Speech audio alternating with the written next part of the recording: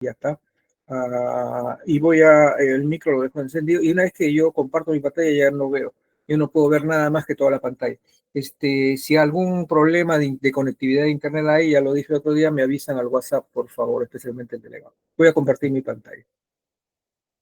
Me confirman, por favor, pero ese todavía no. Ahí va. Ahí debería empezar a verse mi pantalla. Ya, ok, gracias. Ahora voy a reducir y me confirman que se ve la clase. Listo, gracias. Entonces, jóvenes alumnos, son 2:40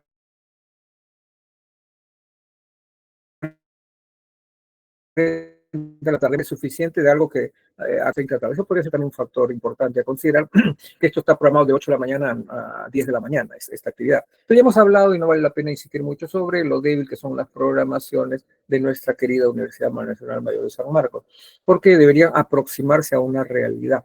Entonces, no puede haber dos mundos paralelos. O sea, que, por ejemplo, el que habla los miércoles pasa visita en el hospital de 8 a 10 de la mañana, sin huelga. Y paralelamente de otro ejemplo, a ver, tres mundos paralelos. Fíjense lo anecdótico.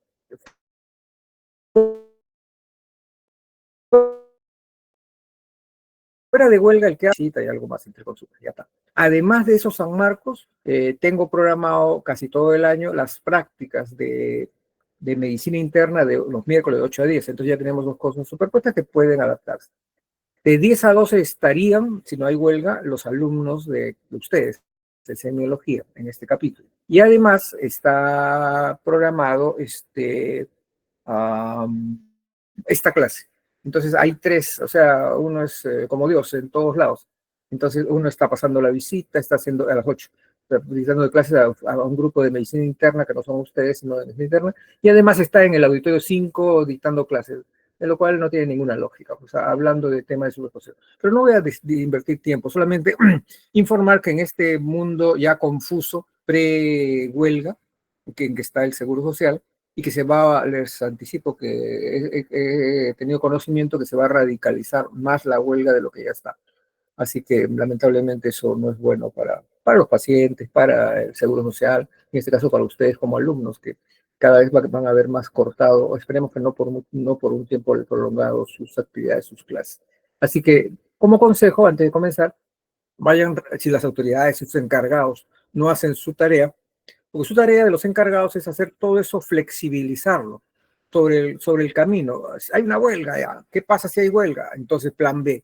¿Qué pasa si la huelga no sé qué? Plan C. Y nada de eso aparentemente existe. Y por eso es que son estas confusiones. Entonces, les recomiendo que si los encargados de hacerlo, que es su obligación, por ejemplo, en este caso es mi obligación dictar, y ya están viendo que las teorías las dictadura del dictado virtual, conforme, inclusive superpuestas con la actividad de la mañana, bueno, usamos el horario, y en las prácticas estoy llevando a un grupo que todos que está conmigo a elegir, han elegido, elijan mi oficina en la Facultad de Medicina, Unidad de Tecnología Educativa, que no está mal puesta, ¿no? Mi oficina, o mi consultorio que en San Isidro, que tampoco está mal puesto. Y ellos han elegido el consultorio, ¿no? Más simpático San Isidro que el centro del INE. Bueno, entonces lo que quiero decir es que cada quien tiene que hacer las funciones que le corresponden.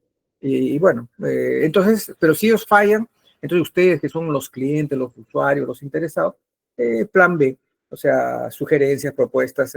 Se me ocurre que al máximo la virtualidad les va a ayudar, la virtualidad, pero claro, las prácticas es imposible hacerlas en virtual, y prueba de ello que en semiología yo lo estoy haciendo en el consultorio es presencial, pero ahí no tengo pacientes, pues un montón a quien se pueda examinar, entrevistar, etcétera, ¿no? Bueno, ya, entonces, ya, vamos al tema que nos ocupa. Supongo que estará grabando yo, supongo. Listo, conforme. Hoy día nos corresponde síndromes, condensación y tumoral. Son 2:40, 2:44 y hora y media aproximadamente de clase, 45 diapositivas. Dos síndromes, uno condensación, dos síndrome tumoral. Síndrome 1, condensación. Definición, conjunto de signos y síntomas que resultan del reemplazo del aire alveolar, o sea, el pulmón normal, por material patológico sólido o líquido. Mayormente sólido, más que líquido. Mayormente sólido. Características principales, pérdida de la ventilación alveolar, o sea, el área ocupada no ventila adecuadamente los alveolos. Mantenimiento de la perfusión creando shunts, ¿no? Shunts. Como dice abajo, aumento de la ventilación, creación de un shunt, ¿ya? Y alteración de la relación ventilación-perfusión. Bien, entonces síndrome de condensación resulta siendo una inflamación de un pedazo, de una porción del pulmón, de una porción de lo que más o menos es reemplazo de ese aire en los alvéolos por material patológico mayormente sólido. Y esto deriva, se expresa en un conjunto como síndrome de signos y síntomas. Se expresa como un conjunto de síntomas de signos y síntomas, o síntomas y signos, cuya característica principal es la pérdida de la ventilación alveolar creando shunt. Bien, eso es síndrome de condensación. Para que se ve así más o menos. O sea, pulmón, entre comillas, más o menos conservado rosado y áreas pequeñas o extensas, según el compromiso, están hepatizadas, solidificadas. Acá se ve en rojo, acá a la derecha. Una porción, otra porción donde se ve rojo. Un poco como una manzana madura por partes, digamos, o una naranja, así que madura por partes. Media antes de putrefactirse, ¿no? De estar podrida, ¿no? Entonces, en un paso, porque también en el parénquima pulmonar, si esto progresa, se necrosa y se cavita. Si esto progresa, una neumonía, por ejemplo, se necrosa y se hace se cavita y se hace un absceso pulmonar. Pero no quería dejar de mostrarles esta foto, en la cual se ve pulmones más o menos rosados, conservados hacia la izquierda, y pulmones dañados hacia la derecha, condensación. Y esto tiene una expresión, no va a ser así asintomático, nadie se entera, el paciente sigue haciendo sus cosas normalmente, no, eso tiene consecuencias. Bien, en la fisiopatología de lo que estaba mostrando, el mecanismo básico es que el aire alveolar es reemplazado por parénquima enfermo. El aire alveolar que está acá a la izquierda, acá a la derecha estuvo rosado, ahora está rojo, hepatizado, etc. Material patológico. Consecuencias mecánicas, disminución de la compliance pulmonar. O sea, este pulmón no puede funcionar normalmente, es como un motor que se le ha dañado una porción X de empaquetadura, X porción del motor y funciona mal. Entonces, disminución de la compliance, complacencia pulmonar, compliance.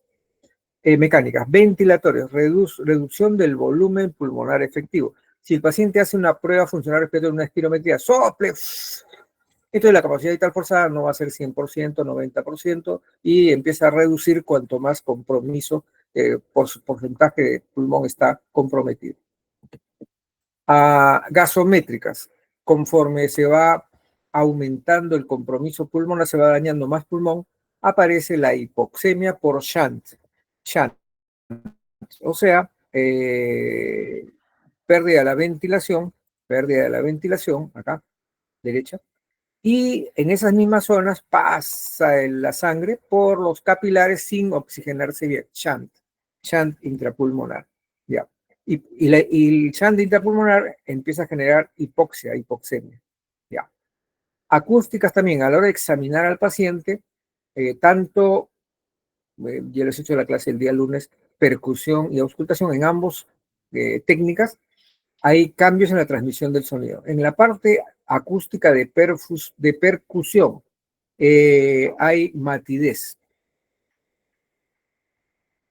Percutir estas zonas condensadas, signo de condensación condensada, genera ruido mate. A diferencia de este lado que algunos de sus compañeros de práctica dijo hipersonoridad, no.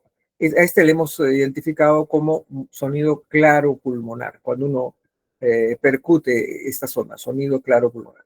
Cuando es más aireado, ya cavitado, neumotórax, cavidad grande, etc., ahí ya es hipersonoridad, tambor, tipo tambor.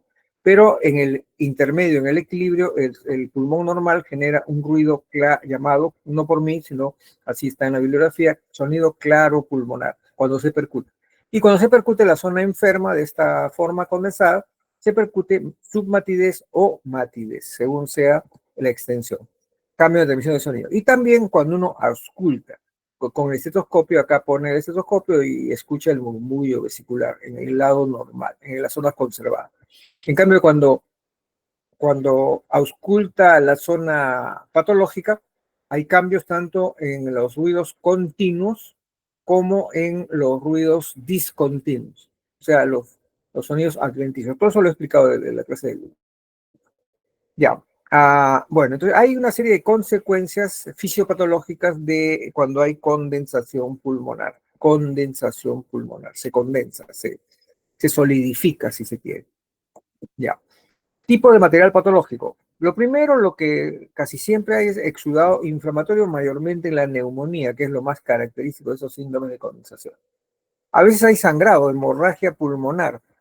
Todas estas zonas pueden ser sangrantes, por traumatismo, por tromboembolia pulmonar a veces, etcétera, etcétera. Ah, puede haber células neoplásicas, o sea, contenido neoplásico. A veces puede haber neoplasias que se manifiesten de esta manera. Y en algunos casos puede haber material inflamatorio, o sea, ah, mm, el síndrome de estrés respiratorio del adulto se presenta cuando estas lesiones inflamatorias eh, abarcan mucha extensión de los dos pulmones. Y entonces torna insuficiente, torna insuficiente el... Ah, acá, perdón.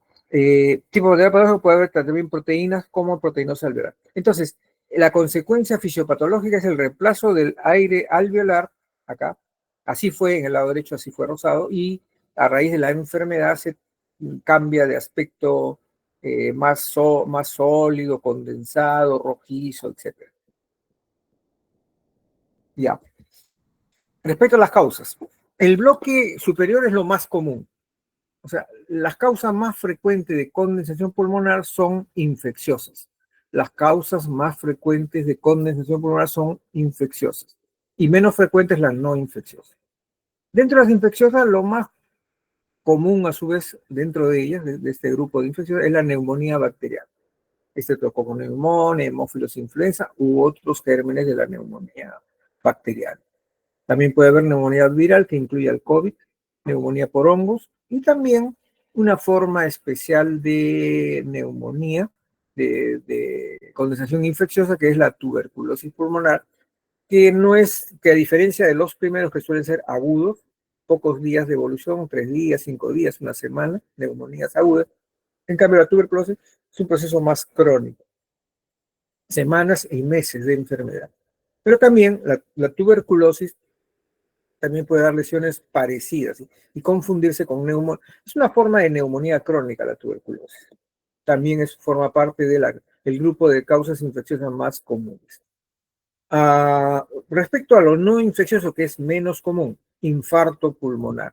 Por ejemplo, si hay una tromboembolia pulmonar, la zona no perfundida del parénquima, la zona no perfundida del parénquima, que es diferente a la condensación cuando se obstruye, la causa más frecuente es inflamación del parénquima, pero se mantiene, compromete la ventilación, pero se mantiene la perfusión en el síndrome de condensación, en la neumonía.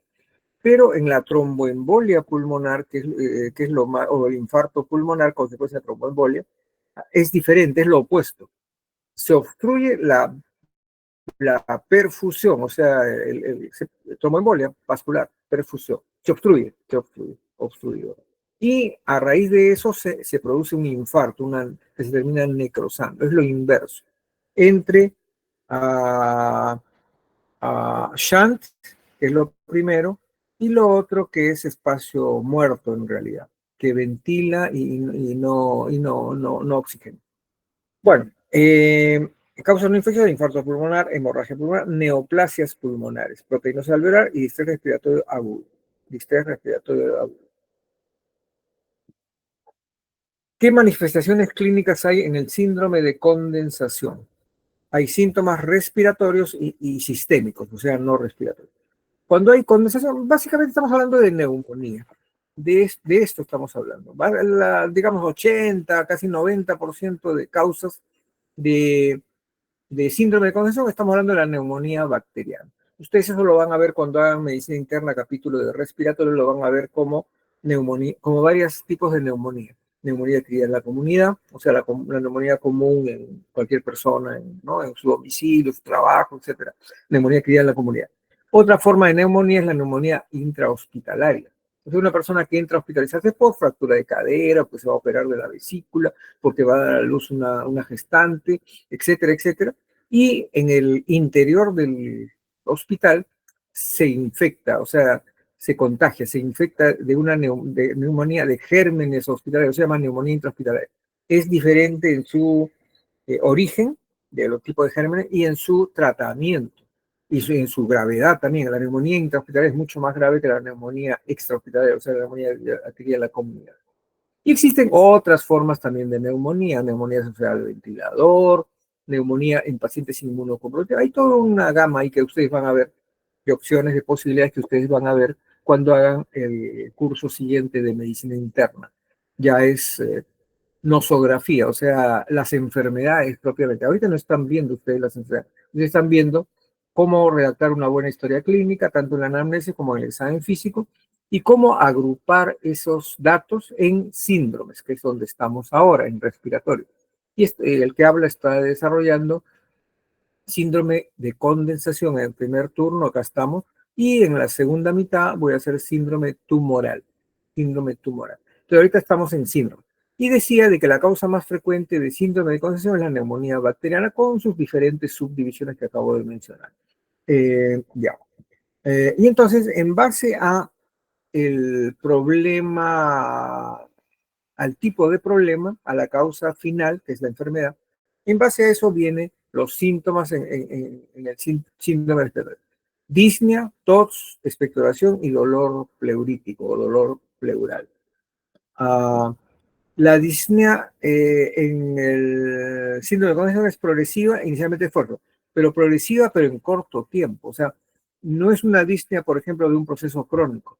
Un proceso crónico estamos hablando de meses de evolución, como una fibrosis pulmonar, por ejemplo. Y la disnea puede tener 3 meses, 6 meses, es otra cosa. Acá estamos hablando de disnea bastante corta, bastante súbita. Entonces, en pocos días, un día, 2 días, 3 días, en forma aguda, presenta Disney que va aumentando al comienzo del esfuerzo, pero después ya se hace hasta de reposo, etcétera. Disney, en síndrome de condensación. Y va a depender mucho de la cantidad, de la extensión de la lesión. O sea, si es una lesión pequeña, como lo que estoy, por ejemplo, haciendo círculo acá con el mouse, no va a interferir mucho con Disney. Pero en cambio, fíjense, si esta lesión es amplia, abarca varios lóbulos, ahí sí ya genera interferencia con la función respiratoria. Disney es un síntoma.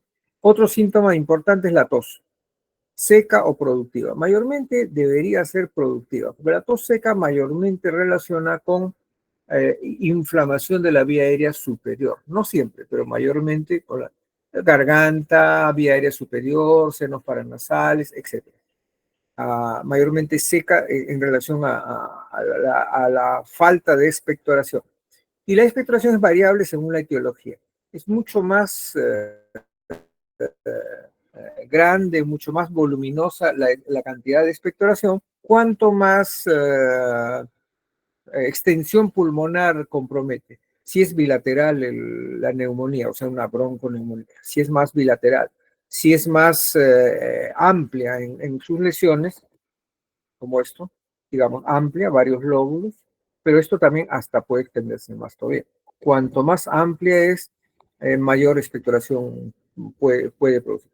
Y el dolor pleurítico es si hay compromiso pleural. ¿Y a qué se dice compromiso pleural? El hecho de que, por ejemplo, estas lesiones pulmonares se vea rojo afuera significa que ha llegado hasta la superficie pleural visceral. Y eso habitualmente genera dolor. Puede haber lesiones parecidas, pero más internas, que no alcanzan la superficie y por lo tanto el dolor no sería muy marcado. Se llama dolor pleurítico porque es la pleura la que produce el dolor. Son síntomas respiratorios: disnea, tos, expectoración y dolor pleurítico, de síndrome de condensación. Pero mayormente Como ya dije, la causa más frecuente es neumonía y la neumonía, digamos, en la parte respiratoria puede tener disnea, mayormente tos y expectoración, dolor, pero acompañado de síntomas extrarrespiratorios, o sea, síntomas especialmente fiebre, ¿cuál? En proceso de infección. O sea, neumonía es una infección del pulmón, de una parte o varias partes del pulmón. Y mayormente una neumonía se sospecha cuando hay en corto tiempo tos y flema y fiebre. Básicamente eso, si en cualquier persona de cualquier edad, en poco tiempo, un día, 2 días, 3 días, empieza con síntomas de tos, flema, muchas veces posteriores a un resfrío o a un proceso respiratorio alto, pero empieza con tos y expectoración y se agrega fiebre, entonces hay que pensar en la posibilidad, sospechar en la posibilidad de que tenga neumonía esa persona y en lo que respecta a ustedes, un síndrome de condensación. En la fiebre siempre, casi siempre va acompañada de malestar general, astenia, baja de peso. Es un cuadro febril, un síndrome febril. Ustedes ya deben haber hecho, ya han hecho síndrome febril en semiología general. Y entonces, acá en respiratorio es un síndrome febril de origen respiratorio, síndrome de condensación. Bien, y en este síndrome de condensación, acá está un resumen, pero en cada una de las láminas siguientes está diferenciado por técnica de recolección de datos. Acá está inspección, palpación, percusión y ocultación. Como estamos en semiología, dictando la clase de semiología respiratoria, del capítulo de semiología respiratoria, entonces hay que hacerle énfasis a la anamnesis y al examen físico, básicamente. A la anamnesis y al examen físico. Respecto al examen físico, la inspección, por ejemplo. Después lo vamos a ver, como ya dije, en una lámina completa, después palpación igual, etc. Acá un resumen. Inspección. Movilidad emitoras puede estar disminuida por ser alterada la ventilación y por modificación de las propiedades elásticas del pulmón. Esto es, o sea, la inspección es variable, dependiendo, en mi opinión, de la extensión, cuán chico o cuán grande la extensión de la lesión pulmonar. Si la lesión pulmonar es pequeña, no es muy grande, la inspección no se va a ver mayor cosa en el paciente. En cambio, si la extensión es mucha, es extensa, es bilateral, entonces sí se va a ver desde la inspección trastornos respiratorios a la vista. O sea, esto, disminución de la movilidad, alteración de la ventilación, taquipnea, etc. También tos, flema, verlo tosiendo y eliminando flema. Eso es la inspección. Eh, Cualquier signología va a depender mucho de la extensión de la lesión. Lesiones pequeñas, pocos síntomas y molestias. Lesiones extensas, lo contrario, muchas lesiones y molestias. A la palpación corrobora la disminución de la movilidad, hipomovilidad. Vibraciones vocales aumentadas por condensación. Cuando se le palpa el pecho o la espalda sobre la zona enferma, entonces se le dice diga 33, hable, y eso genera una modificación, un aumento de las vibraciones vocales por la condensación que convierte el pulmón en un medio homogéneo, mejor transmisor. Pero repito varias veces, muchachos jóvenes, les repito varias veces, que depende mucho de la extensión de la lesión. Lesiones chicas, poco detectables. Lo contrario, lesiones amplias, detectables. Ya tiene que haber un umbral, un nivel por encima del cual ya sea detectable. O sea, digamos, mayor de 3 centímetros, como el nódulo, mayor de 3 centímetros la masa, ya detectable, menor de 3 centímetros, no detectable. Digamos, no, esto estoy haciendo un número un poco al azar, un poco, no, el doctor dijo que era 3 centímetros, no es así. Estoy más o menos dando una idea de a qué me refiero cuando digo depende de la extensión, o sea, depende en centímetros. Cuando uno percute, la sonoridad está disminuida o abolida. Más que disminuida la sonoridad, la percusión es sonoridad mate, sonoridad mate. Es como un órgano, casi como, se comporta como un órgano sólido, inflamado. Entonces es como percutir hígado. Uno percute debajo del diafragma del hígado y tiene una idea, escucha el ruido mate. Y en el pulmón, cuando está condensado, hepatizado se llama una parte del pulmón, entonces cuando uno percute, va a encontrar un ruido más que disminuida la sonoridad, mate, un sonido mate. Pero ahí está abajo, sonoridad mate oscura. Y en la auscultación de un síndrome de condensación, ruidos respiratorios aumentados de intensidad, audibles en la expiración, acompañado de soplo, acá está mal, tubario, con B grande, de tubo, tubario. Paso del aire a través de un tubo por ser un ruido bronquial. Voz se ausculta con mayor intensidad en el sitio afectado, broncofonía, pectoraloquia áfona, etc. Estas técnicas van a estar una en en cada una de las siguientes láminas. Pero vamos a ver inspección. En la inspección de un paciente con síndrome de condensación, una cosa es la inspección general de la persona y otra cosa es la inspección del tórax. La inspección general hay que ver el estado general del paciente. Y esto se ve desde la ectoscopía, desde el principio, del principio. En el sentido de que el paciente puede estar de actitud normal, conservado, o puede estar decaído, puede estar así, somnoliento, decaído, hipoactivo, etcétera, cuando está comprometido por la enfermedad. Cuando hay lesiones bilaterales extensas en los pulmones, aparece la disnea, la dificultad respiratoria y la desaturación de oxígeno. El pulso oxímetro marca valores alterados menores de 90, por ejemplo. También cuando hay hipoxemia, desaturación, hay cianosis. Ya ese tema lo han visto ustedes con el doctor Small, cianosis. Coloración de piel y mucosa, o sea, como acá, lo normal es que sea rosado, normal, y lo anormal es que sea de otro color, más oscuro, en el caso de la piel es cianosis. Y posición antálgica, o sea, esto... Eh, si tiene dolor, muchas veces en el costado, hacia un lado, el paciente se recuesta sobre el lado adolorido y con eso consigue calmar el dolor pleurítico. Esto es en la inspección general. Cuando inspiramos el pecho, el tórax, entonces se ve la amplexación, o sea, la expansibilidad disminuida del lado afectado. Uso de referencia esta foto de pulmones, porque en el lado afectado, pues no transmite bien el oxígeno, los ruidos son anormales, ¿no? Y a la hora que se le inspecciona, su amplexación está disminuida. Puede haber en el tórax tiraje, puede estar presente tiraje, o sea, el esfuerzo de los músculos respiratorios, mayormente se nota más en el cuello, ¿no? Los supracostales, una cosa así, los cervicales. Deformidades, por algo parecido a la posición antálgica y la disminución de la amplexación y expansibilidad del lado afectado, entonces hay, entre comillas, una deformidad en la cual el lado afectado está disminuida en parte por posición antálgica, reducción también de la expansión. Entonces, uno le dice al paciente, tome aire, ahorita no me están viendo, pero al menos les describo la situación.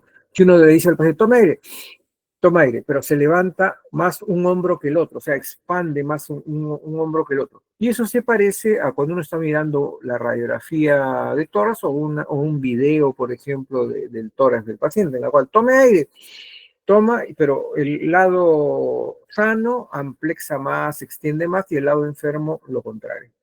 Y bueno, en la inspección torácica la frecuencia respiratoria. Normalmente, pues la frecuencia respiratoria está alrededor de 10 por minuto, 12 por minuto, 16, hasta 16 si se quiere, ¿no? Pero ya taquipnea, es aumento de la frecuencia respiratoria, digamos, arriba de 15 respiraciones por minuto, arriba de 20 respiraciones por minuto. Que lo hace para compensar con un movimiento más frecuente la dificultad oxigenatoria que tiene el paciente. Estamos viendo la inspección de un paciente con síndrome de condensación, traducido, llámese neumonía. Ya he explicado extensamente que no es lo mismo, pero la mayoría de personas, de pacientes con síndrome de condensación están con neumonía. la causa más frecuente de síndrome de condensación es la neumonía infecciosa, mayormente bacteriana, aunque también puede ser viral o hasta por hongos. Bueno, esa es la infección. Ahora vamos a ver qué pasa en la palpación de un paciente con síndrome de condensación. Ya hemos hablado algo de esto en el cuadro anterior, en la cual se veía que la expansibilidad torácica, o sea, la ampliación está disminuida en el área de condensación, pero repito varias veces, siempre y cuando sea lo suficientemente extenso, o sea, un pequeño, una manchita chiquita no va a disminuir la expansibilidad torácica ni la función respiratoria. En condensaciones extensas, como dice acá, asimetría evidente. Inclusive en las placas de tórax se ve todo un pulmón conservado. Pongamos que el pulmón derecho está conservado y el pulmón izquierdo está afectado, está blanco y está también reducido de tamaño, incluyendo algo que no es propiamente de este tema, pero puede incluir atelectasia, o sea, colapso pulmonar, reducción de tamaño agudamente. Ya, en la palpación, a la hora de amplexar, o sea, de medir la amplexación. Y adicional, después de haber palpado y medido la amplexación, eh, se, se le pide al paciente que hable. Y a la hora que habla, diga 33, 33, ya, o lo que fue, salude, buenos días. Ya está. Vibraciones vocales. Se palpa y las vibraciones vocales están aumentadas, es un hallazgo patognomónico. ¿Y por qué deberían estar aumentadas? Porque a la hora que se ha solidificado el pedazo de una porción o varias porciones del parénquima pulmonar, transmiten mejor las vibraciones vocales, transmiten mejor. Esta zona roja transmite mejor. En cambio, el parénquima normal no es así. Entonces, esto acá. Vibraciones vocales aumentadas porque se transmite mejor a través del tejido sólido. Se evalúa con palabras grandes. Y ahí viene el tema del famoso 30, diga 33, 33, 33, 33, 33. Y eso se palpa en la pared torácica. Vibraciones vocales aumentadas. Ya. También puede haber frémito pleural. Si en caso la superficie pleural está irritada, si hay irritación pleural, puede estar presente frémito pleural. En auscultación lo hemos mencionado, el frémito pleural, el frote pleural. Ya, eso es palpación, inspección, palpación. De ahí vienen percusión y auscultación. En la percusión, ya dijimos hace un rato que el sonido percutorio es mate o submate, más o menos como es los órganos sólidos tipo el hígado. Pero eso es anormal en el tórax, a la altura de los pulmones. La matidez es anormal en los sonidos pulmonares. Los sonidos pulmonares le llaman claro pulmonar. Y eso se debe a que se ha perdido el sonido claro pulmonar normal. Pérdida. El día ha sido reemplazado por matidez. Área de matidez corresponde a la zona de condensación. Condensación. Sonido percutorio, a la hora de percutir. Percusión dígito digital o percusión a una sola mano. Cualquiera de ellas, matidez. La técnica, percusión sistemática comparativa, o sea, de arriba, derecha, arriba, izquierda. En medio, derecha, en medio, izquierda, comparativa. Y abajo, derecha, abajo, izquierda, comparando ambos lados. Delimitar bordes de la condensación y evaluar también la movilidad diafragmática. No hay que olvidar que hablando de comparativo, la base del emisor izquierdo está ocupado en una buena parte por el corazón y también los grandes vasos, pero básicamente el corazón. De tal manera que cuando uno hace algo comparativo, base derecha contra base izquierda, normalmente existen diferencias de diferente tipo, incluyendo acústicas, o sea, auditivas. La comparativa de las bases es diferente por estar ocupado la base izquierda por el corazón. La correlación es la siguiente: a mayor matidez, o sea, a un sonido más mate, más tipo madera, por ejemplo, matidez, mayor densidad del tejido, mayor densidad, o sea, es más denso, es más sólido, si se quiere. Y la extensión de la matidez, extensión de la condensación. O sea, si el ruido es más mate, es el tejido más duro, más denso. Y a más área geográfica o topográfica, mayor extensión de la condensación. Eso en la técnica de percusión. Y finalmente en la técnica de auscultación.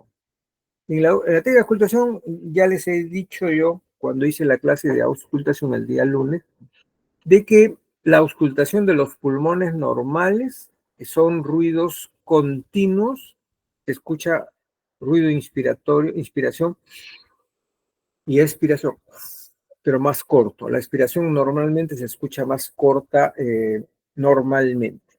Entonces, a ese ruido continuo normal se le llama, ya sabemos, murmullo vesicular. El murmullo vesicular normalmente está presente en las personas con pulmones normales, en las bases, en lo que no sea cercano al cuello, ¿no? Que es ruido bronquial, broncovascular, bronco, traqueobronquial, ruido laríngeo, fremitolaríngeo, todo lo que es vía aérea central.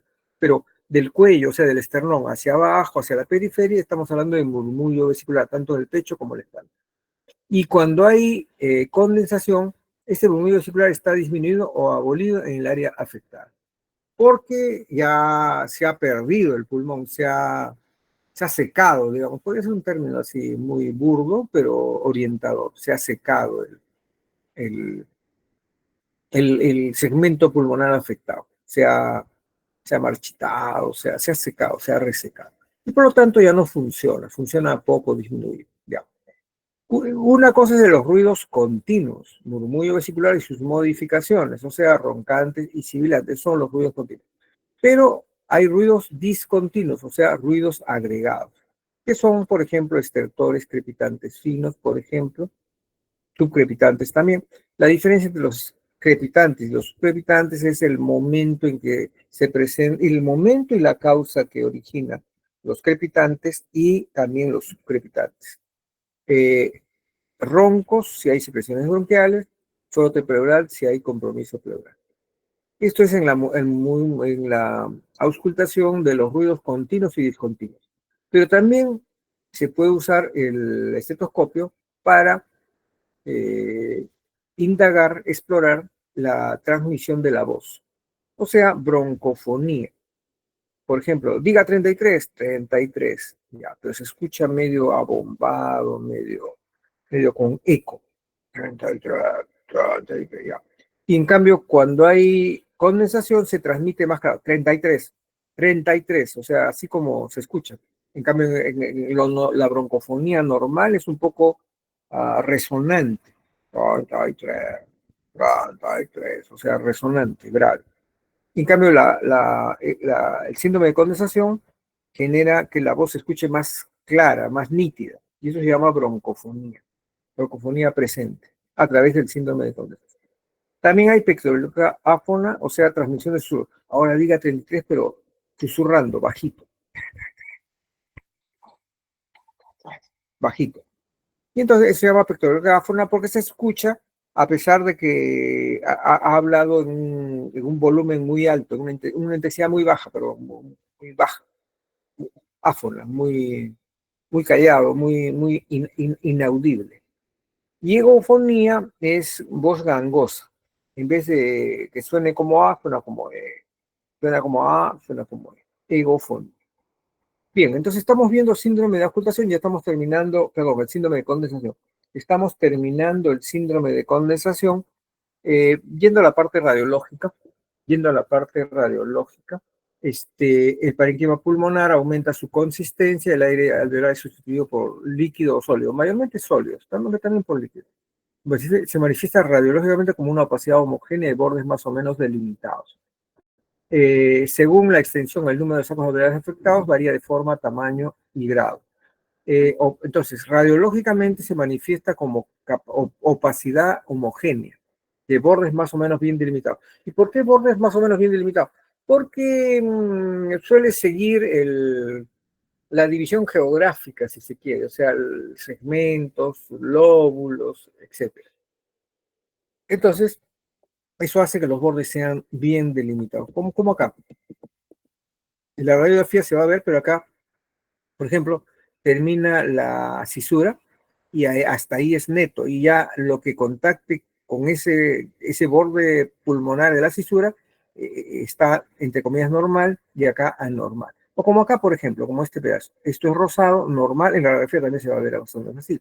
y lo que es rojizo está anormal.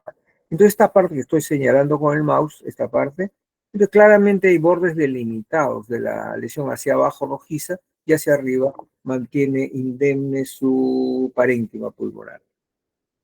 Bien, entonces estamos terminando, ¿cómo se llama? Ya, vamos avanzando un poco más rápido porque ya son como una hora, llevamos como una hora, casi son 3:20. Sí, pues 3:20, ¿no? 2:20 hemos comenzado. Ya, llevamos una hora, voy a avanzar un poco. Lo que pasa es que estoy tratando de ser explicativo, pero tampoco puedo demorarme demasiado. Es muy importante la radiografía. Es muy importante la radiografía para confirmar el síndrome de condensación. Entonces, en la radiografía todas las características típicas son opacidad homogénea de densidad de agua, como esto, por ejemplo, como esto acá en rojo, o esto también.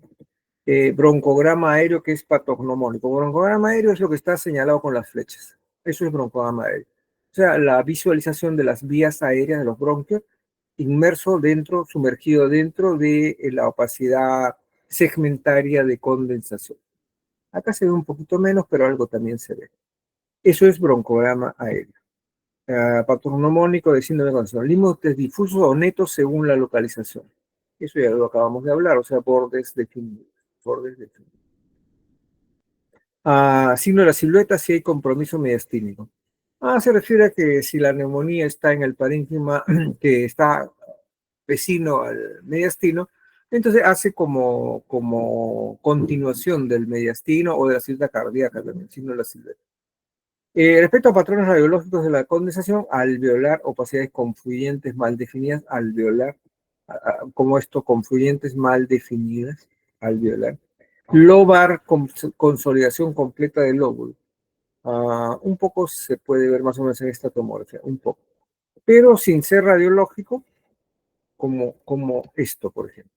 Una delimitación completa por la cisura. Por la cisura. O sea, hasta ahí llega eso el borde del precipicio. Ya. Lobar, consolidación completa del lóbulo. Segmentario, limitado a los segmentos específicos. Y bilateral, puede ser en distrés respiratorio del adulto, edema pulmonar, etc. Correlación radiológica. Las imágenes radiológicas o tomográficas son bastante útiles al evaluar el pulmón. Por eso que radiografía mayormente ayuda a la radiografía de los pulmones, porque en otras partes del cuerpo no ayudan mucho. En el cerebro no ayuda mucho la radiografía.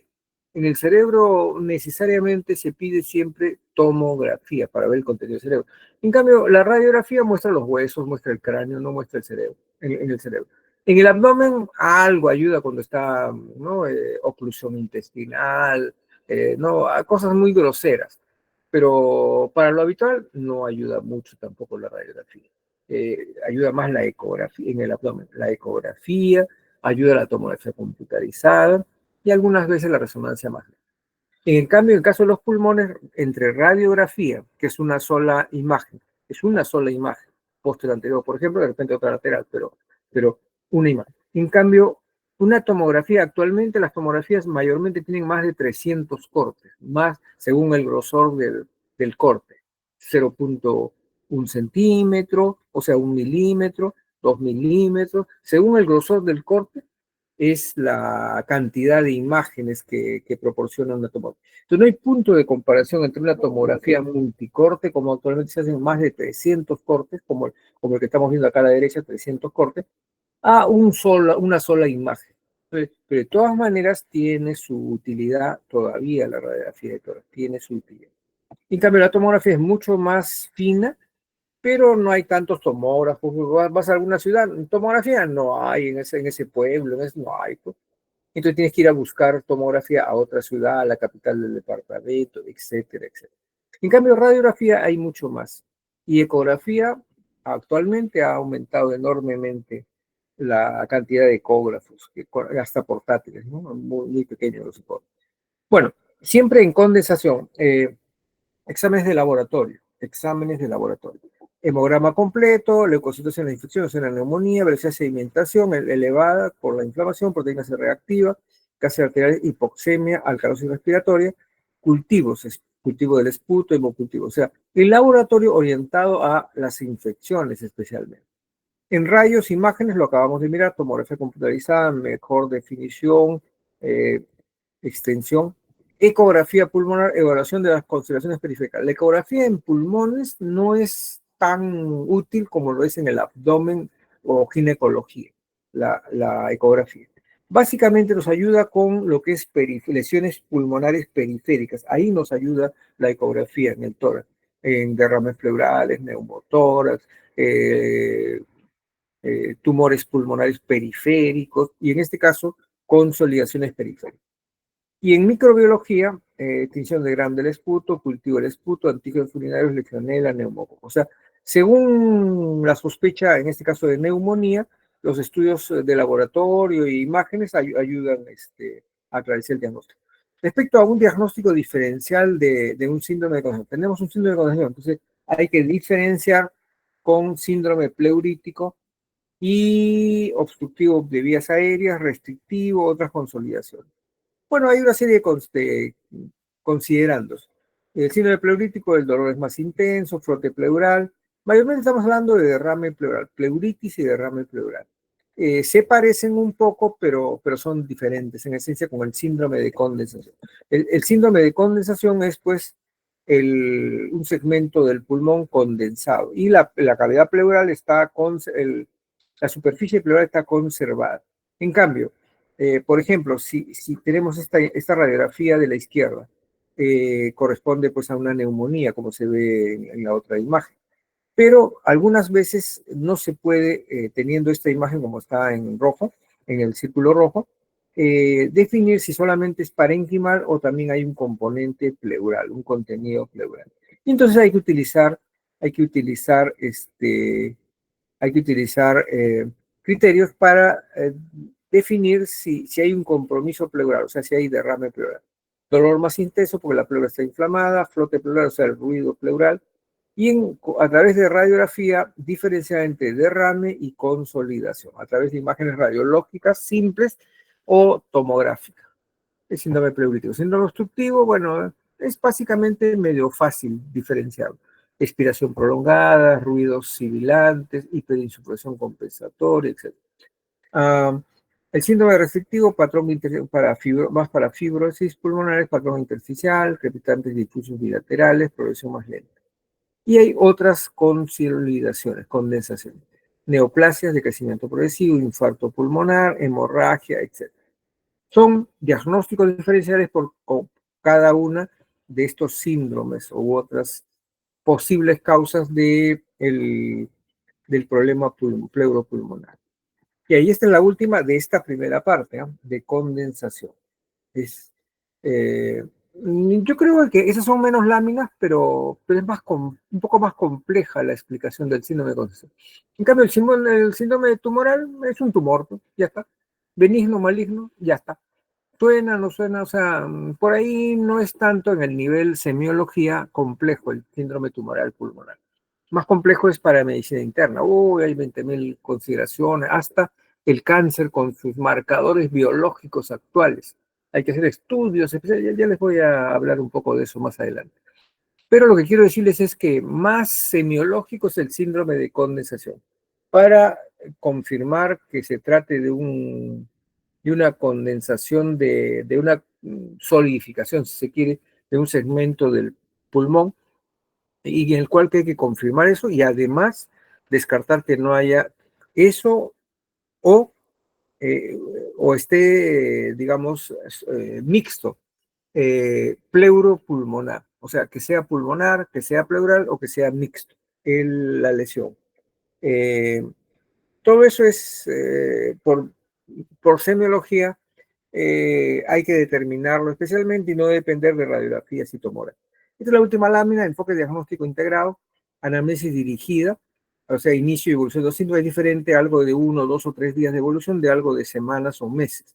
Factores de riesgo, o sea, si es fumador, si está propenso a contagiarse de COVID o por la edad, etc. Y antecedentes médicos relevantes, por ejemplo, condiciones inmunocomprometedoras, tipo diabetes, tipo SIDA, etcétera, y a veces favorece la neumonía en el inmunocomprometido, análisis dirigida. Exploración física sistemática, secuencia, inspección, palpación, percusión, ocultación, búsqueda de signos específicos de condensación, que básicamente son pues matidez, ah, ah, crepitantes, frotes pleurales o soplos tubáricos, etcétera, signos específicos de eso. Hay que respaldar, apoyar la anamnesis de examen físico con examen auxiliar, especialmente radiología, confirmación imagenológica, extensión de características, y además otros estudios según la sospecha etiológica, microbiología si sospecha de infección. Bien, hasta ahí hemos terminado el primer síndrome de hoy, que es síndrome de condensación. Y en esta segunda parte tiene un poco más de láminas, pero son más digeribles. Como dije, tumores pulmonares. Como dije, básicamente son eso, pues masas pulmonares, o sea, mayores de 3 centímetros, tumores pulmonares. Básicamente estamos hablando de lesiones primarias, benignas y malignas. Por ejemplo, mayormente estamos hablando de cáncer. Ojo, tienen que tener claro que cuando uno dice tumor no es lo mismo que decir cáncer, ¿eh? Se parecen, la mayoría de tumores son cancerosos, pero no todos. Y entonces no es lo mismo tumor que cáncer, no es lo mismo. Tumor es un bulto en alguna parte del cuerpo, de más de 3 centímetros mayormente. Tumor es un bulto. Ese bulto, la mayoría de veces es canceroso, sí, pero algunas veces, se lo recalco varias repeticiones, varias veces, no siempre tumores pulmonares son cánceres pulmonares. No siempre tumores pulmonares son cánceres. Yo le contaba, por ejemplo, al grupo 12 de ustedes, ¿no? Que a mí mismo el año pasado, en agosto del 24, hace un año, me han operado de un bulto en la espalda, totalmente afuera, un bulto de 5 centímetros, algo por ahí, 6 centímetros, grandecito, y un lipoma benigno, en mi caso, lipoma benigno. Al grupo de ustedes le estuve mostrando la tomografía, la reconstrucción sagital, coronal, etcétera, características radiológicas y todo. Y al final la patología, por 2 veces, pues, me hicieron una primera tipo biopsia ¿no? Que dijo que era lipoma, y la segunda que me estriparon hospitalizado, o sea, en sala de operaciones, lo sacaron todo completo, y chao, o sea, se acabó el problema, no. Entonces, ese claramente, lo que le estoy hablando ahorita, es un tumor benigno, o sea, grandecito, 5 o 6 centímetros, pero benigno al fin y al cabo, y con su confundación histopatológica. Pero no es lo más frecuente. Lo más frecuente es que los bultos grandes sean tumores malignos. Es más frecuente, pero no es lo mismo.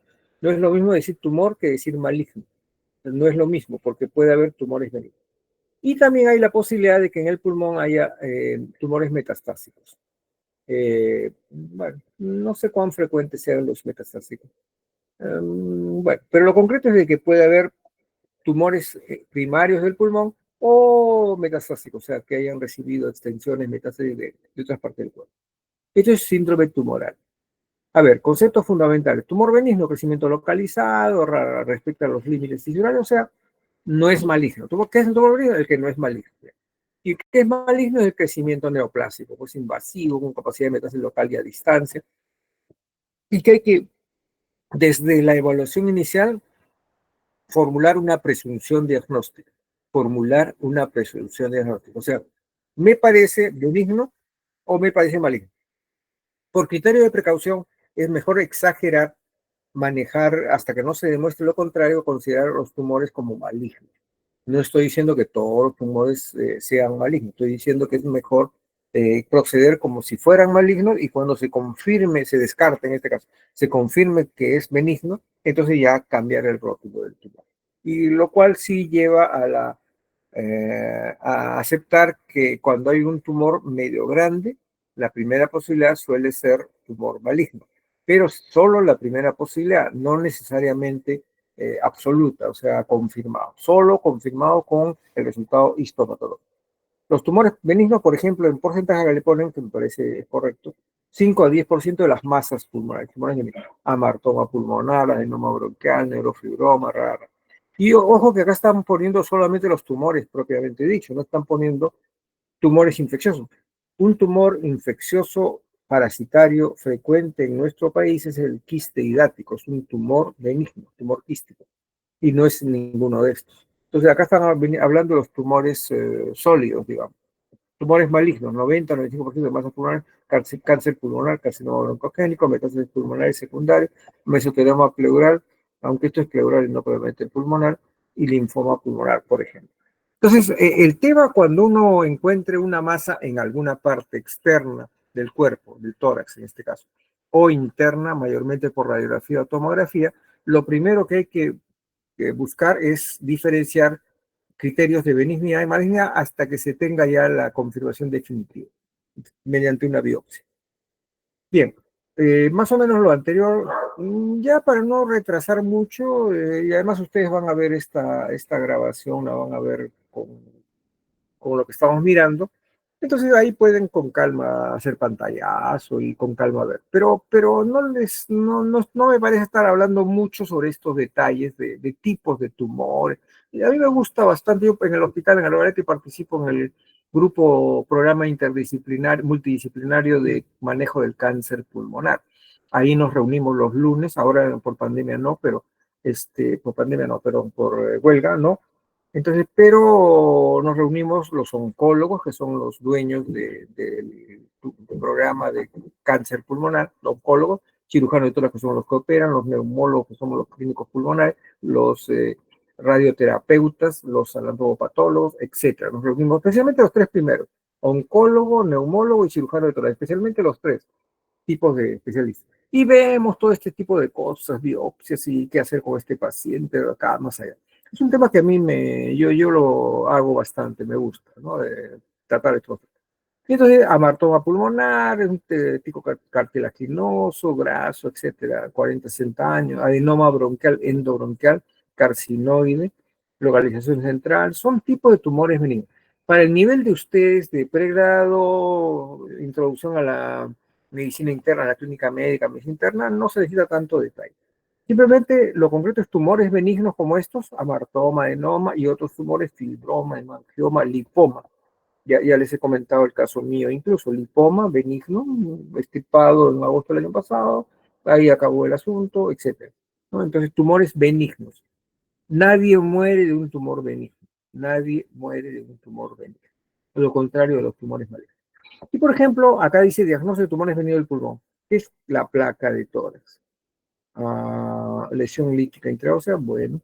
Ecografía, masa hipogénica bien definida, tomografía computarizada, hipodensidad, patrón de calcificación, lipoma, densidad de grasa. Bueno, acá hay una serie de opciones de cómo hacer el diagnóstico. Pero al final, los tumores benignos, si son chicos, se hace una pequeña biopsia y ahí queda.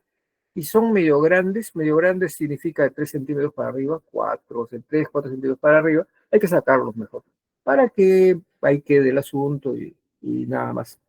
Ya, entonces, tumores benignos pueden observarse si es que no crecen, si que son chicos, y si crecen más de 3 o 4 centímetros es mejor sacarlos, operarlos. Por ejemplo, acá está lo que les mencionaba, el quiste hidático, las ovejas, los perritos, huésped definitivo, huésped intermediario, las heces, quiste hidático, ¿no? Los escólices, el intestino delgado, etcétera. Y en los pulmones, por ejemplo, acá aparece, parece un quiste hidático roto, acá. Abajo dice radiografía con imagen de quiste hidático complicado en el globo izquierdo. ¿Qué significa eso? Que esto es, acá no es como un quiste. El quiste se ve como una moneda grande, digamos, una moneda grande, ahí donde estoy señalando. Pero ese es un quiste que se rompió. A la hora que se rompió, se evacúa el líquido hacia como vómica hidatídica y allá ya yo les he hecho quiste hidático, claro, les he hecho quiste hidático. Ya, vómica, ya, hemoptisis, vómica. Entonces, ya hemos hablado de este tema, o sea, el quiste roto complicado. Queda ahí y se va a ver eso como esto, por ejemplo. Lo que la pared del quiste roto es un parásito que va creciendo en el paso del tiempo. Ustedes lo han hecho en parasitología. Y cuando está intacto se ve como una moneda, como óvalo, blanco, todo blanco, no negro. Esto está roto, esto es una cavidad ya. Y por ejemplo, se ve así, el quiste hidrático se ve así, blanco, blanco, sin intacto, sin romper.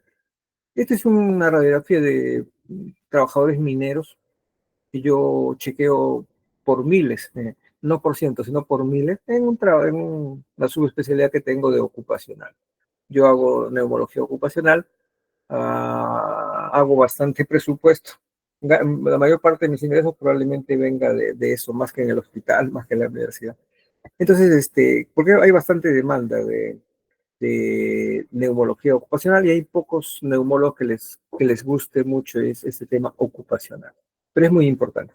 Entonces, tumores benignos también es, pues, por ejemplo, el quistidate, aparte de estos tumores benignos, no neoplásicos. Y cuando lo operan, esto es sala de operación, extirpan, esta es la membrana adventicia, o sea, la periferia del quiste. Estos son como un bladder de pelota, de las antiguas pelotas o de cámara de bicicleta, un bladder, o sea, y este es el líquido hidatídico, esto está llenecito de escólices hidatídicos, ¿no? De parásito. Y hay varios, acá han sacado tres quistes, por ejemplo, tres. Y esto se llama la membrana vecina, ¿no? El pulmón. El pulmón crea una membrana adventicia para contener bueno, y entonces, eso es cuando está roto, o sea, y cuando está intacto se le ve así el quiste hidrático. Esto no es un cáncer, esto lo estoy enseñando, no es un cáncer, es un trabajador minero asintomático, o esta placa que le estoy mostrando, por ejemplo, de 2016, es de un control de esa época, de este trabajador cuyo apellido aparece acá, y son montones, montones no tanto, regular cantidad, varios, que se les encuentra quiste hidrático y son asintomáticos. Lo lógico, lo indicado cuando ese es un tumor benigno parasitario. ¿Qué hay que hacer con eso? Operarlo y sacarlo así. Esos son más grandes, son varios, pero si le saca así y listo, se acabó curado, pero ya se queda con su corte de la operación. Bien, vamos a pasar un poco ya para ir terminando a los tumores malignos. Son 3,41, las 4 hemos terminado. Entonces, los tumores benignos, síntomas muchas veces asintomáticos como este es asintomático. Es una placa de control anual, los controles vacacionales anuales a los mineros por obligación por ley, y se detecta. Y el descubrimiento de hallazgo incidental de la radiografía, crecimiento lento o nulo, síntomas obstructivos bronquiales, casi nunca, síntomas generales, no hay, dolor tampoco. Entonces son asintomáticos y si se encuentra en una radiografía, se le opera y se saca el tumor benigno, que puede ser amartoma, puede ser adenoma, acá, amartoma pulmonar, adenoma bronquial, fibromas, etcétera. Son tumores benignos, hasta lipomas, o quistes hidáticos, ¿no? Por ejemplo. Ya. Los tumores malignos, y acá es otra historia. Los tumores benignos nadie muere de tumores benignos, como ya les acabo de decir. En cambio, tumores malignos es grave, claro, muere mucha gente. Termina muriendo, claro. Solo un grupo de pequeños de cáncer pulmonar detectados en estadio temprano y operados en estadio temprano sobreviven más de 5 años, digamos. Pocos, pocos. Pero sí, cuando es bien detectado tempranamente, se lo opera, el paciente se cura del cáncer. O sea, vive 5, 10, 15, 20, 30 años después, como cualquier cáncer. Se lo sacan temprano, lo extirpan tempranamente y viven mucho tiempo, de 10 años para arriba de lejos. En cambio, los cánceres en estadio avanzado, cuando son detectados un poco tarde, no tienen mucha sobrevida, ni siquiera a los 5 años. Bueno, son sintomáticos, o sea, los cánceres pulmonares. El cáncer pulmonar tiene el tumor maligno pulmonar, o sea, el cáncer pulmonar es grave, es malo porque se detecta tardíamente. Porque como es interno, no es como un bulto en la cara o en el pecho, o en el brazo, que se ve el bulto y rápidamente se biopsia y se opera y se cura. En cambio, cuanto más internos son los cánceres, son más graves, más peligrosos. Sintomáticos la mayoría, el inicio es insidioso pero progresivo, crecen rápidamente si son neoplasias, síntomas obstructivos frecuentes, ¿no? O sea, produce obstrucción bronquial de la vía aérea. Síntomas sistemos, el sistema hace bajar de peso al paciente, síndrome constitucional. Y dolor es frecuente, pues dolor oncológico es bien bravo por lo que vemos a los pacientes. Bueno, Respecto a síntomas diferenciales, ya dijimos que tumor benigno no fastidia, la mayoría de veces, como dice acá Amartoma, sí, asintomático la mayoría de veces. Tumores benignos no fastidia. En algunos casos de los problemas, tumores endobronquiales, puede haber trastornos obstructivos bronquiales, tos, silbido de pecho, sangrado, etc. Pero los síntomas más peligrosos son los de los tumores malignos, o sea, tos, disnea, sangrado, dolor torácico pleurítico y baja de peso, anorexia, fiebre, síndromes paraneoplásicos, etc. Respecto al patrón de crecimiento, los tumores benignos crecen poco, los tumores malignos crecen invasivo, destruyen el tejido, bastante velocidad, 4 milímetros más de 4 milímetros por año, bordes irregulares, invasión local, etcétera, etcétera. Uh, Respecto al examen físico en tumores benignos, casi no hay nada. En las neoplasias benignas. Casi no hay nada. Normal, normal, todo suena normal, salvo que sea muy grande el tumor benigno, percusión normal, normal. La conclusión de los tumores benignos es que son asintomáticos, o sea, no fastidian nada. Y mayormente son hallazgos radiográficos, mayormente son hallazgos en la placa de tórax, o como en mi caso, que era la espalda, no era pulmón, sino era afuera, entonces se palpaba en la espalda. Y bueno, uno termina dándose cuenta cuando ya crece al paso de varios años. Eso es tumores benignos. En cambio, la exploración física es muy diferente en las neoplasias, en los tumores malignos. Inspección, la persona cuando el cáncer está avanzado está bajo de queso, flaco, caquético, decaído. Síndrome de vena cava superior, bueno, ya es todo un tema, la progresión del cáncer, ¿no? Expansibilidad asimétrica del lado afectado, hipocratismo digital. Yo les he hecho hipocratismo digital la semana pasada. La semana pasada. Sí, la semana pasada. Respecto a la palpación de los tumores, depende de la extensión de la lesión. Si es un nódulo pequeño, canceroso sí, pero es pequeño, ni la radiografía de tórax lo detecta, ni la radiografía, lo detecta la tomografía o formas así muy, muy detalladas. Eh, ya. En cambio, si ya son tumores grandes, ¿a qué se llama tumores grandes? Cuando son masas. Y las masas son, el punto de corte es 3 centímetros. Menos de 3 centímetros se le llama nódulo pulmonar. Y más de 3 centímetros se le llama masa pulmonar. Entonces, por ejemplo, las vibraciones vocales están alteradas en masas, y masa pues hace bulto. O puede estar disminuido en el caso del derrame, cuando ya el tumor pulmonar se acompaña de derrame pleural por metástasis, por extensión de la neoplasia hasta la pleura. Adenopatías presentes, puede haber ganglios supraclaviculares, axilares, duras, adheridas, masas palpables en la pared, metástasis en la pared torácica. Bueno, es la palpación. La percusión también depende si el tumor es grande. Va a haber matidez, derrame pleural, matidez en base, atelectasia, matidez con desplazamiento medicino. Y finalmente, la auscultación. El murmullo vesicular puede estar disminuido o válido, pero siempre, repito varias veces, cuando las lesiones son grandes. Si las lesiones son chicas, ni la radiografía los detecta algunas veces, y solo la tomografía puede detectar. Fluidos agregados, roncos, sibilantes, flote pleural, broncofonía, presentes sobre la masa. Como ya he dicho varias veces, si son masas grandes, pueden ser detectados por métodos clínicos, examen físico, radiografía, si se quiere. Pero si son pequeños, ya tienen que ser técnicas más sensibles, especialmente la tomografía computarizada multicorte. Correlación radiológica, características imagenológicas diferenciales. Tumores benignos, un nódulo solitario. En tumores benignos básicamente es un nodulito, tal como ya les mostré la radiografía, un nodulito. Nada más. En cambio, los tumores malignos ya no es un nodulito, sino es un nódulo grande, o sea, una masa pulmonar, con bordes irregulares, densidad heterogénea, captación del contraste. Y puede haber otros signos asociados a adenopatías ciliares o mediastinales, derrame pleural, alteración obstructiva, invasión de estructuras vesibles.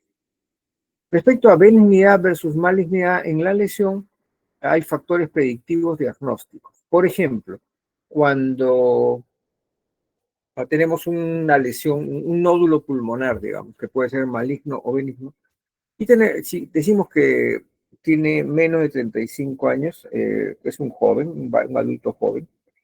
Por ejemplo, les comento, hoy día en la visita en Rebagliati por el piquete de huelga, pasaba yo la visita a un paciente de la cama 40 o 41, no, 35. Ya, y ahí en el piso se ve 35. Y varón de 33 años con un derrame pleural extenso en el lado izquierdo. Y si uno aplica este criterio, menores de 35 es benigno. Sí, pero esa fue la primera impresión que me dio apenas empecé a pasar la visita. Pero conforme vi el caso, era 33 años, pero tenía un derrame extenso en el lado izquierdo. Y ya le habían puesto el DREN hace un par de días en la emergencia y lo habían subido ayer al piso 12 de neumología. Y entonces, incluso por coincidencia, el DREN que le han puesto un tubo torácico, en la mañana el paciente joven de 33 años nos contaba la visita de que en la mañana tosió algo, no sé qué, y empezó a salir por el tubo el líquido. O sea, había estado medio tapado, el pulmón no se había del todo expandido. Cuando expandió el pulmón, empujó el líquido y empezó a salir y llenó el frasco de drenaje, la botella a la cual está conectado el tubo. Y le avisaron a la enfermera que se estaba chorreando, que se estaba llenando el frasco de drenaje, y vino la enfermera en la mañana y lo pinzó, lo cerró, como quien cierra la llave. Y quedó en regresar para cambiar el frasco porque ya estaba lleno. Entonces el paciente se quejaba, doctor, no ha regresado. Y justo vino la enfermera, ay, ahorita vengo trayendo las cosas para cambiar el frasco. Bueno, a lo que voy yo es que son criterios orientadores de benignidad. A lo que quiero ir es que con tanto derrame que tiene ese señor, yo me sospecho, todavía no están los resultados de lo que le han sacado el líquido y biopsia de la pleura 2 días atrás en la emergencia de Rebagliati, y todavía no me animo a decir si es benigno o es maligno. Eh, eh, Inicialmente la primera idea que me dio sobre ese derrame pleural fue, ¿cómo se llama? Yo les voy a hacer síndrome pleural, creo, el sábado. La primera idea que me dio, varón, 33 años, derrame unilateral, pleuresía tuberculosa, pleuresía benigna, la primera idea. Pero viendo lo masivo del derrame, viendo, ¿qué otra cosa había otro factor que también me hacía desconfiar sobre, ah, de que otra posibilidad podría ser algún tipo de infección, digamos, y la cantidad de células que había en el líquido que había salido no era muy alta, la cantidad de células, 237 células. Bueno, lo concreto es de que las pautas que se dictan son orientadoras, no son absolutas. No que ya cumplió 35 años, ya no puede ser benigno, tiene que ser maligno, o al revés, tiene 34 años y 10 meses. No, es benigno porque no tiene 35. Entonces son pautas orientadoras. Criterio de benignidad en los tumores, en pacientes jóvenes, en nódulos, o sea, menores de 3, menores de 2, bordes lisos bien definidos, calcificaciones, crecimiento bajo, no ganglios y asintomático. En cambio, especialmente para lesiones pulmonares, no tanto el caso del derrame que les estoy contando. Estamos hablando acá más de lesiones pulmonares, nódulos o masas. Criterio de malignidad, mayor de 50, la edad, mayor de 3 centímetros, bordes irregulares articulados, calcificaciones, crecimiento importante, adenopatías presentes y síntomas, o sea, adelgazamiento. Factores de riesgo, tabaquismo, exposición ocupacional, antecedentes familiares, predisposición genética. Vamos apurándonos porque ya llevamos un buen rato conversando. 3,53. El riesgo de malignidad se refiere a la lesión, el nódulo o la masa. Si es de bajo riesgo cuando es pequeño, menos de 1,5 centímetros. Moderado cuando es ya el tamañito, el diámetro del nódulo, de 1,5 a 2,2. Y dicho de otra manera, cuando son nódulos, son de bajo riesgo o moderados, nódulos menor de 3.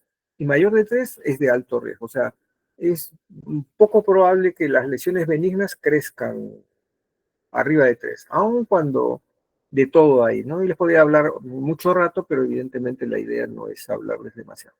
Calcificación suele haber en bajo riesgo, o sea, todo lo que está en la columna a la izquierda es bajo riesgo, eh, tumores benignos. Y lo que está a la derecha es alto riesgo, tumores malignos, o sea, cáncer, en la columna de la derecha. Calcificación en bajo riesgo y en alto riesgo no suele haber calcificación. Los bordes en lesiones benignas regulares, lisas, y a la derecha en cánceres bordes irregulares, estipulados. Tiempo de duplicación bajo en los tumores benignos, alto en los tumores malignos. Edad menor de 35, ya dijimos eso en un rato, y alto riesgo mayor de 50. No fumadores, bajo riesgo de neoplasia, fumadores pesados, más de una cantidad diaria. Factor de riesgo para cáncer, cesación del tabaco, exposición a otros carcinógenos, si no es cigarro, puede ser otros carcinógenos, y es más frecuente que sean neoplasias cuando son sangrantes, cuando tienen hemoptisis. Respecto a clasificación de las neoplasias, o sea, de los cánceres propiamente, cáncer primario, epidermoides, células grandes, microcítico, tumores secundarios se le llama a las metástasis al pulmón de cánceres de mama, colon, riñón, etc. Síntomas respiratorios, la clínica, los tumores de localización central producen tos, hemoptisis, disfonía, estridor, sibilancias, etc. Y los de localización periférica más se caracterizan por dolor en la pared torácica aparte de la tos, hombro y brazo, disnea, derrame pleural, etc. Ya, ya estamos ya bastante cercanos a acabar con 3,57. Respecto al diagnóstico del cáncer pulmonar, cuando hay algún tipo de sospecha o también en una campaña de detección o de control vacacional, la placa de tórax. La placa de tórax, ya vimos en una imagen anterior que los quistes ciáticos son redonditos, bonitos. Esto se le ve medio feo. También la placa no ayuda mucho, pero de mala calidad. Pero se ve una masa acá media fea, ¿no? Media fea, radiografía de tórax. Ya. Citología del esputo. Una ayuda es así como se hace a las mujeres estudio de células de Papa Nicolau en la cuello uterino, se hace PAP ginecológico.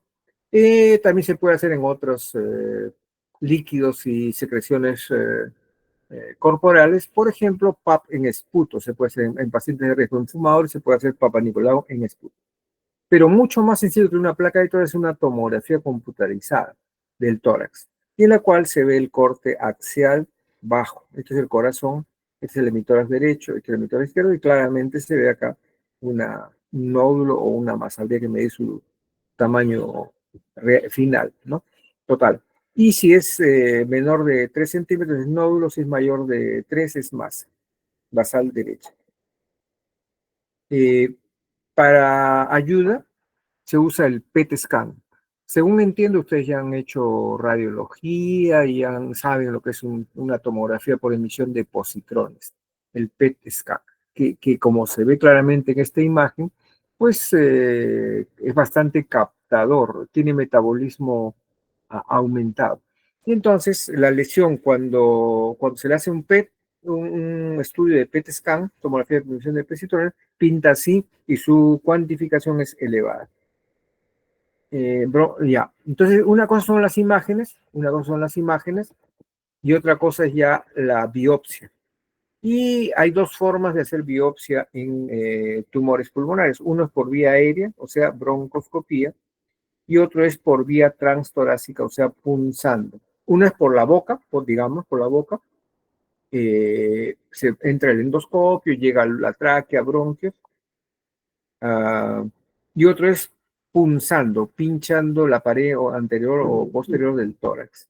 Acá, por ejemplo, la broncoscopía entra por nariz o boca, cualquiera de los dos, pero al final ingresa a tráquea, llega a árbol bronquial, en este caso izquierdo, y encuentra, digamos, el tumor que está a la vista. Este es como una cañería y una pelota que está al fondo de la cañería. Eso es un cáncer endobronquial que hay que biopsiar y bueno, y ahí se tiene. Y otra forma de tomar biopsia es transtorácica, BIPA. Esta es una guía tomográfica, el paciente está echado boca abajo, las escápulas están abajo, estas son las escápulas, están abajo. El paciente está con la cabeza hacia arriba, boca arriba. Y entonces con el tomógrafo se ingresa con la aguja que está acá a la vista y se pincha la lesión con agujas de preferencia cortantes para tener un tejido más sólido, más rico para diagnóstico, para el patólogo, y porque también puede ser simplemente de aspiración, una aguja de aspiración, una aguja recta, nada más se aspira y viene tejido. A veces viene poco tejido. En cambio, se puede usar agujas cortantes tipo trucut, que se usan para órganos sólidos, para biopsia de hígado, biopsia de riñón. Entonces se corta ese nivel y con la guía del tomógrafo se toma un pedazo del tumor. Y, digamos, similar, en este caso broncoscópico, por un lado vía bronquial, broncoscópica, vía aérea, garganta, tráquea, bronquio, se llega a la lesión, o cuando está muy periférica, fuera del alcance del broncoscopio, se puede hacer por vía transtorácica, o sea, punzando el pecho. Este es el esternón por el costado del esternón en el lado izquierdo, en este caso. Y bueno, eso se lleva al microscopio. El microscopio del patólogo tiene que hacer las coloraciones tradicionales de hematocrotina de eosina, después de eso inmunohistoquímica, hacen la clasificación de células pequeñas o no pequeñas, adenocarcinoma, epidermoide, células grandes, y en segundo lugar, primero lo clásico, hematocrotina de eosina, clásico. Los segundos son otros colorantes de inmunohistoquímica, otros colorantes.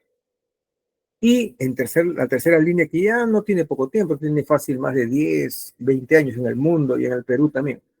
La biología molecular, o sea, el estudio de receptores de las células cancerosas que permiten que si uno identifica este EGFR, receptor de factor de crecimiento epidérmico, ¿no? Por ejemplo, o ALK, o ROS, KRAS, PD1, PDL1, etc. Son diferentes marcadores y según salga positivo, entonces orienta hacia determinadas terapias. Es como tener un antibiograma, que no lo es, simplemente es una idea, ¿no? Una ilustración, en la cual si uno tiene una infección urinaria con Escherichia coli resistente a tales antibióticos, ya se sabe que eso no se debe usar porque va a fracasar el tratamiento. Estoy hablando de una infección urinaria común y corriente. Entonces se usa los que son sensibles, los antibióticos a los cuales la bacteria es sensible. De una manera algo parecida se elige medicamentos de terapia dirigida, le llaman, terapia biológica dirigida, así le llaman los oncólogos. EGFR, ALK, etc. Bueno, es un tema ya de medicina que ustedes van a ver. Y ya estamos terminando. Entonces, el algoritmo de evaluación, hay una evaluación inicial, historia que siempre comienza con la historia clínica completa, examen físico detallado, radiografía simple, ¿no? Después hay ampliación de las imágenes, tomografía computarizada de tórax, comparar con estudios previos para ver el crecimiento, densitometría, grasa, calcio, etc. Evaluación del riesgo, probabilidad clínica, características radiológicas, modelos predictivos. Acá se utilizan calculadoras de riesgo. Ahora que está muy de moda todo lo que es informática, inteligencia artificial, todo lo que son números, en este caso se ingresa factores de riesgo, ¿no? Edad, si fuma o no fuma, crecimiento en el último año, etcétera, etcétera. Y según eso sale un número. Es como la tasa de la inflación, por ejemplo. Si están subiendo de precio las cosas, entonces la inflación promedio ha superado los 10 dígitos, digamos, es más del 10% en el año, una cosa así. En la calculadora de riesgo, al final sale un riesgo de 35% de que ese nódulo corresponda a una neoplasia, y lo contrario, menos ese 35 que sea benigno. O hay un riesgo incrementado, 70, 80 o 90% calculadoras de riesgo. Eso lo han hecho con una serie de estudios, ¿no? Para elaborar esas calculadoras de riesgo que se encuentran en el Internet para poder, según Universidad de Duke, hay diferentes, la Clínica Mayo, etcétera, ¿no? Hay diferentes instituciones que publican sus calculadoras de riesgo para valorar el riesgo de benignidad o malignidad. Según eso viene la decisión terapéutica. Alta probabilidad de benignidad, simplemente hay que controlarlo, no perderlo de vista. Probabilidad intermedia se le hace PET scan o biopsia. Y si hay alta probabilidad de malignidad, hay que hacer la biopsia y por lo tanto darle un tratamiento ya oncológico. Y ya para terminar, esto ya es un poco fuera de lo de ustedes, pero de todas maneras no está de más que se lo diga. Respecto al manejo y seguimiento, depende de si es probablemente benigno, si es probablemente maligno. Si es probablemente benigno, hay que hacer seguimiento radiológico. Hay criterios para el seguimiento, nódulos pequeños, bordes lisos, etc. Tumores indeterminados, hay que hacer algunos estudios, y probablemente malignos hay que, a la brevedad, hacer la confirmación histológica urgente. Hay que hacer el estadiaje, que es local, como vamos a ver en las siguientes láminas, en esto, estadiaje y manejo oncológico multidisciplinario, que es lo que les estaba comentando, que en Rebagliati, como en muchos hospitales del mundo, tenemos programa de manejo multidisciplinario del cáncer de pulmón, formado, ya se los dije, por oncólogo, por neumólogo, por cirujano de tórax fundamentalmente, y adicionalmente otros órganos de apoyo como radioterapia, como medicina nuclear, como anatomía patológica, etc. Bueno, y para terminar, una orientación de cómo es esto del estadiaje. Para simplificar la idea, es aún en el cáncer, ¿ah? Estamos hablando ya de cáncer, pero muy localizado. Carcinoma in situ, bueno, eso no es lo muy habitual. Pero, por ejemplo, el cáncer al comienzo, estadio A, o sea, una pequeña lesión menor de 3 centímetros, nada más. No tiene extensión iliar, no tiene extensión mediastinal, no tiene un segundo nódulo, estadiaje inicial. Para no enredarles el tema, simplemente, estadios iniciales, se opera y listo, se acabó. Estadios iniciales, estadio 1, estadio 2. Se opera y queda curado el paciente, etc. Pero bien estadiado, o sea, especialmente con tomografía computarizada, cerebro, torácico, abdomen y pélvico, es un barrido de arriba a abajo. Estadio 1 es estadio 1, inicial. Estadio 2 también es más o menos inicial, un poquito más grande, pero no hay todavía extensión a los cilios o al mediastino. Estadio 2 también se opera, con M0, sin metástasis a la distancia. Esto es la clasificación que ustedes ya aprenderán de lo que se llama TNM. Tumor, el N es ganglio, o sea, node en inglés, ganglio. Tumor, ganglio es ganglio, o sea, regional, sea en el hilio, sea en el mediastino. N0, N1, bueno, TN. Y M es metástasis a distancia, o sea, en el hígado, en el cerebro, etc. Bueno, entonces estadios 1 y 2 se operan. Sin entrar en mucho detalle, pues no se desenredan, que no es tampoco el tema. En cambio, estadios 3 y 4, especialmente el 4, donde hay metástasis a distancia, hígados, órganos suprarrenales, cerebro y hueso, no se opera, ya muy avanzado, muy diseminado. Estadio 3 de algunos se les puede recuperar estadio 3. Entonces, resumiendo esta parte de estadiaje de los cánceres pulmonares, entonces estadio 1 localizado, estadio 2 más o menos localizado, se opera. Estadio 3, especialmente, se puede recuperar de ellos al estadio 3A. Digamos, por qué razón, que no viene mucho al caso de explicarlo acá, se puede recuperar. Pero básicamente estadios 3 como este y 4 ya no se operan, ya están muy avanzados. Y bueno, eso es todo acá en esta última lámina. No dejo de mostrar referencias y lecturas recomendadas, guías de la Sociedad Fleisner para manejo de nódulos sólidos, Radiology de 2017, McMahon, guías para manejo de nódulos pulmonares incidentales, Radiology. Fíjese que Radiology es muy dominante sobre esto. Google, evaluación de individuos con nódulos pulmonares. Argente, bueno, fisiopatología, semiología médica de Argente y semiología médica que ustedes deben conocer de Suro. Bien, jóvenes, son 4:07. Voy a dejar de compartir, y no sé si alguien tiene alguna pregunta. A ver, voy a dejar de compartir. A ver, jóvenes, preguntas, comentarios, ¿está claro todo? ¿No está nada claro? Eso me hace acordar que el lunes pregunté y especialmente Alexia me está diciendo que está bien. Ya, gracias, Alexia. Joan, la clase estuvo muy didáctica, muy clara. Ya, pero ojo, Joan, tú me dijiste el lunes, ¿está todo claro? Sí, está muy claro. Ya, y cuando empecé a fastidiar al grupo 12, resulta que mucho de lo que expliqué no estaba claro, lo cual, si bien vale, hay que valorar, y Joan, tú eres delegado y a todos los que están todavía presentes, porque no hay ni 20 presentes ahorita, hay como 18, 17, aunque están abandonando la reunión. Bueno, ¿cómo se llama? Ustedes deben acostumbrarse, como consejo en general, a revisar algo antes de la clase, algo. De tal manera que cuando reciben una exposición, una presentación, sea presencial o sea en virtual, me puedan decir algo, no solo decir que está muy claro, que muchas veces es básicamente un cumplido a un profesor. Y además, a veces hay un tema, qué bonito habla el doctor, ajá. ¿Y qué entendiste? Nada. O sea, habla bonito, pero no lo entiende claro. Entonces, es diferente el hablar bonito o el ser claro a que eso sea digerido, sea comprendido. Pero bueno, no es mi ánimo extender la conversación. Respecto al examen, ya les he dado unas